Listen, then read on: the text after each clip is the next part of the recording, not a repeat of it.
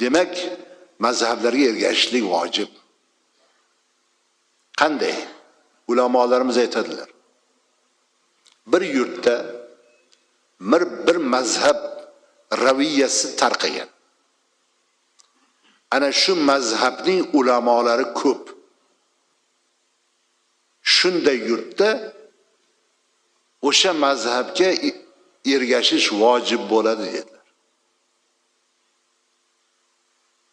Bizning yurtimizda bitta mazhab tarqagan. Abu Hanifa Imom Azam rahmatullohi alayh. Mazhablar. Boshqa mazhabni raviyasi bormi? Yo'q. Ulamosi bormi? Yo'q. Ulamolar hammasi Hanafiy. Shofiy ulamo bormi O'zbekistonda? Yo'q. Hanbali bormi? Yo'q. Demak, bu yurtning musulmonlari Abu Hanifa rahmatullohi alayhining mazhablarida yurishi vojib degan. Nega?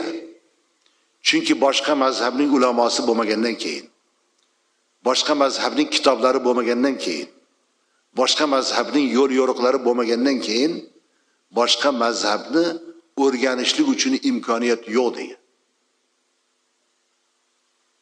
İmkoniyat faqat o'sha mazhabda. Shunda yurish vojib dedilar. Arabistonda-chi? Arabistonda 4 ta mazhabim bor. 4 ta mazhabning ulamosi ham bor. 4 ta mazhabning kitoblari ham bor. 4 tala mazhabda yurish ularga. Ular xohlagan tanlab olaversin. Lekin bizda bir mazhabda yurish vojib bo'ladi. Mana bu masalani bugun yaxshi anglab qo'yish kerak.